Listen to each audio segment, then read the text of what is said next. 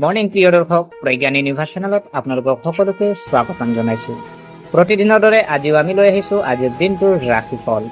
প্ৰিয় দৰ্শক, আজি 2025 চনৰ 21 ছেপ্টেম্বৰ দেওবাৰ, আহিন মাহৰ কৃষ্ণপক্ষৰ অমাৱস্যা তিথি আৰু লগতে সংগঠিত ৰাশি মহালয়াৰ শুভ উৎসৱ পালন কৰা হ'ব।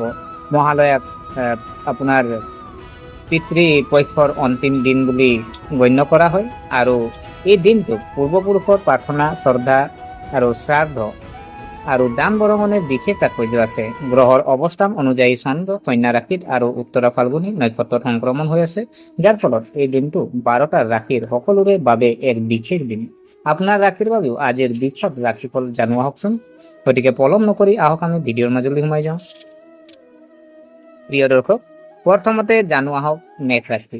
মেঘ ৰাশি আজিৰ দিনটোৰ ৰাশিফল যদি চোৱা হয়, মহালয়ে আধ্যাত্মিক শান্তি আৰু নৱশক্তি কঢ়িয়াই আনে। আজি আপোনাৰ পূৰ্বপুৰুষ স্মৰণ কৰি প্ৰাৰ্থনা কৰিলে আপোনাৰ পৰিয়াললৈ সুখ আৰু সমৃদ্ধি কঢ়িয়াই আনিব। কৰ্ম সংস্থাপনত থকাসকলে কৰ্মক্ষেত্ৰত নতুন দায়িত্ব লাভ কৰিব পাৰে। ব্যৱসায়ীসকলে পুৰণি ক্লাইণ্টৰ পৰা লাভৱান হ'ব। আৰ্থিক অৱস্থাৰ উন্নতিৰ সম্ভাৱনা আছে যদিও খৰচৰ প্ৰতি সচেতন হওক। বিবাহিত জীৱনত আপোনাৰ সংগীৰ পৰা সম্পূৰ্ণ সহায় লাভ কৰিব। আপুনি হয়তো আপোনাৰ সন্তানৰ পৰা ভাল খবৰ পাব পাৰে। প্ৰতিযোগিতামূলক পৰীক্ষাত ছাত্ৰ ছাত্ৰীৰ সফলতাৰ এই সময়। স্বাস্থ্যৰ উন্নতি হ'ব, কিন্তু কঁকালৰ বিষৰ পৰা সাৱধান হওক। আপুনি পূৰ্বপুৰুষৰ নামত এজোপা আহৰ গছৰ ফলত কলা তিলৰ বন্তি জ্বলাওক।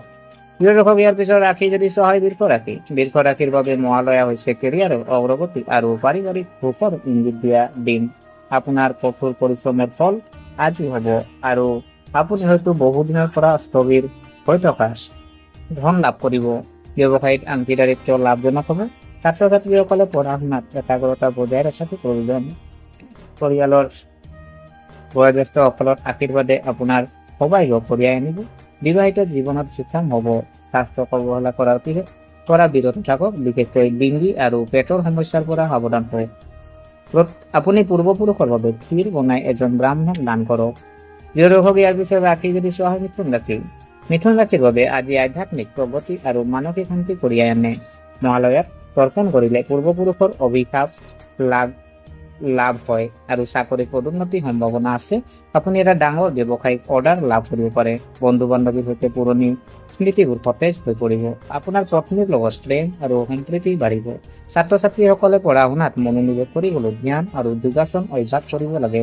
স্বাস্থ্যৰ উন্নতি হ'ব, কিন্তু অতিমাত্ৰা পৰিশ্ৰম পৰিহাৰ কৰক। আপুনি পূৰ্বপুৰুষৰ ফটো এখন সন্মুখত তিল আৰু পানী আগবঢ়াব।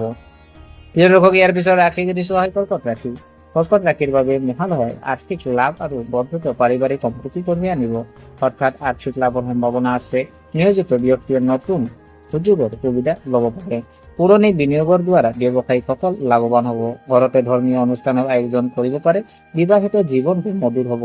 স্বাস্থ্যৰ উন্নতি হ'ব, কিন্তু বেছিকৈ মিঠা খোৱাৰ পৰা বিৰত থাকক। আপুনি কলা তিল আৰু গুড়েৰে তৈয়াৰী লাডু আপোনাৰ পূৰ্বপুৰুষক আগবঢ়াব পাৰে।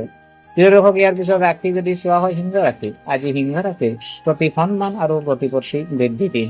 কৰ্মক্ষেত্ৰত আপোনাৰ কঠোৰ পৰিশ্ৰমৰ ফল লাভ লোৱা হ'ব। নতুন ব্যৱসায়িক চুক্তিয়ে লাভ কঢ়িয়াই আনিব। সন্তানৰ পৰা ভাল খবৰ পোৱাৰ সম্ভাৱনা আছে। মহালয়াত তৰ্পণ প্ৰদৰ্শন কৰিলে আপোনাৰ পূৰ্বপুৰুষৰ পৰা আশীৰ্বাদ আহিব। বিবাহিত জীৱন সম্প্ৰীতি হৈ থাকিব। প্ৰেমৰ সম্পৰ্ক মজবুত হ'ব। স্বাস্থ্যৰ উন্নতি হ'ব, কিন্তু চকুৰ সমস্যাৰ পৰা সাৱধান হওক। আপুনি এজোপা আহৰ গছৰ তলত দীপ জ্বলাই পূৰ্বপুৰুষৰ নামত পানী আগবঢ়াব। ইয়াৰ পিছত ৰাশি যদি চোৱা হয় প্ৰিয় দৰ্শক, কন্যা ৰাশি। আজি কন্যা ৰাশিৰ বাবে বিশেষভাৱে শুভ দিন। মহালয়াৰ সময়ত কৰা দান বৰঙণি তেওঁলোকৰ পূৰ্বপুৰুষৰ পৰা আশীৰ্বাদ কঢ়িয়াই আনিব। পদোন্নতি বা দৰমহা বৃদ্ধি সম্ভৱ। নতুন ব্যৱসায়িক চুক্তি লাভজনক হ'ব। আপোনাৰ সন্তানৰ বিবাহ সম্পৰ্কে ভাল খবৰ পাব পাৰে। আপোনাৰ পত্নীৰ সৈতে পুৰণি ভুল বুজাবুজিৰ সমাধান হ'ব। আপোনাৰ স্বাস্থ্যৰ উন্নতি হ'ব, কিন্তু ঠাণ্ডা খাদ্য পৰিহাৰ কৰক। আপুনি পূৰ্বপুৰুষক ক্ষীৰ আৰু ফল আগবঢ়াওক। প্ৰিয় দৰ্শক, ইয়াৰ পিছত ৰাশি যদি চোৱা হয় তুলা ৰাশি। তুলা ৰাশিৰ বাবে আজি আধ্যাত্মিক সন্তুষ্টি আৰু কেৰিয়াৰৰ উন্নতিৰ দিন হ'ব আৰু মহালয়াত তৰ্পণ কৰিলে আপোনাৰ পূৰ্বপুৰুষ সন্তুষ্ট কৰিব। আৰ্থিক লাভৰ সম্ভাৱনা আছে। কৰ্মক্ষেত্ৰত এটা নতুন দায়িত্ব ভৱিষ্যতে আপোনাৰ বাবে উপকাৰী হ'ব। প্ৰেমৰ সম্পৰ্কবোৰ মজবুত হ'ব। বিবাহিত জীৱন মধুৰ হৈ থাকিব। স্বাস্থ্য ভাল হৈ থাকিব। আপুনি কলা তিল পানীত তিয়াই পূৰ্বপুৰুষৰ অৰ্পণ কৰক। প্ৰিয় দৰ্শক, ইয়াৰ পিছত ৰাশি যদি চোৱা হয় বৃশ্চিক ৰাশি। বৃশ্চিক ৰাশিৰ বাবে মহালয়া আধ্যাত্মিক শান্তি আৰু আৰ্থিক উন্নতিৰ দিন। নিয়োজিত ব্যক্তিয়ে নতুন প্ৰকল্পত সফলতা লাভ কৰিব। পুৰণি বিনিয়োগৰ দ্বাৰা ব্যৱসায়ীসকলে লাভৱান হ'ব। সন্তানৰ পৰা ভাল খবৰ লাভ কৰিব। পত্নীৰ লগত প্ৰেম আৰু সম্প্ৰীতি বাঢ়িব। স্বাস্থ্যৰ উন্নতি হ'ব, কিন্তু ৰক্তচাপ নিয়ন্ত্ৰণত ৰাখিব। আপুনি পূৰ্বপুৰুষৰ নামত এজোপা আঁহত গছত পানী আগবঢ়াওক। প্ৰিয় দৰ্শক, ইয়াৰ পিছত ৰাশি যদি চোৱা হয় ধনুৰাশি। ধনুৰাশিৰ বাবে আজি হ'ব সৌভাগ্য বৃদ্ধি আৰু আৰ্থিক লাভৰ দিন। মহালয়াত আপোনাৰ পূৰ্বপুৰুষৰ আশীৰ্বাদে আপোনাক জীৱন এক নতুন দিশ দিব। পদোন্নতি বা দৰমহা বৃদ্ধি হোৱাৰ সম্ভাৱনা আছে। ব্যৱসায়ত লাভৰ সুযোগ থাকিব। বিবাহিত জীৱনত প্ৰেম আৰু সম্প্ৰীতি বাঢ়িব। স্বাস্থ্য ভাল হ'ব। আপুনি পূৰ্বপুৰুষ আৰু ফল আগবঢ়াওক।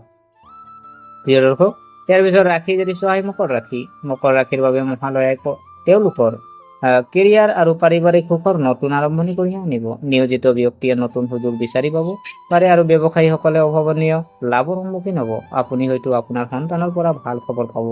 স্বাস্থ্য ভাল হ'ব, কিন্তু অতিৰিক্ত কামৰ পৰা বিৰত থাকিব। আপুনি কলা তিল, গাখীৰৰ পৰা তৈয়াৰী ব্যঞ্জন পূৰ্বপুৰুষক আগবঢ়াওক। প্ৰিয় দৰ্শক, ইয়াৰ পিছত ৰাশি যদি চোৱা হয় কুম্ভ ৰাশি। আজি কুম্ভ ৰাশিৰ প্ৰতি সফলতা আৰু সন্মানৰ দিন। মহালয়াত পূৰ্বপুৰুষ পূজা কৰিলে আপোনাৰ ঘৰলৈ সুখ আৰু সমৃদ্ধি আহিব। নিয়োজিত জাতক জাতিকাই নতুন দায়িত্ব ল'ব। ব্যৱসায়ত লাভৰ সুযোগ থাকিব। প্ৰেমৰ সম্পৰ্কবোৰ মধুৰ হৈ পৰিব। স্বাস্থ্য ভাল হ'ব। আপুনি এজোপা আঁহত গছত কলা তিলৰ দি আপুনি বন্তি জ্বলাওক। প্ৰিয় দৰ্শক, ইয়াৰ পিছত শেষৰ ৰাশি যদি চোৱা হয় মীন ৰাশি। মীন ৰাশিৰ বাবে মহালয়া আৰ্থিক লাভ আৰু পাৰিবাৰিক সুখৰ চিন। আজি আপোনাৰ পূৰ্বপুৰুষক পূজা কৰিলে আপোনাৰ ঘৰলৈ ইতিবাচক শক্তি আহিব। নিয়োজিত জাতক জাতিকাই নতুন প্ৰকল্পত সফলতা লাভ কৰিব আৰু নতুন ব্যৱসায়িক চুক্তি লাভজনক হ'ব।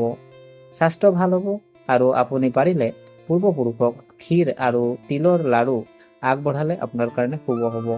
প্ৰিয় দৰ্শক, এয়া আছিলে আজিৰ দিনটোৰ যিহেতু আপোনাৰ দৈনিক ৰাশিফল। গতিকে আশা কৰিছো আপোনালোকে ভিডিঅ'টো চাই ভাল পালে।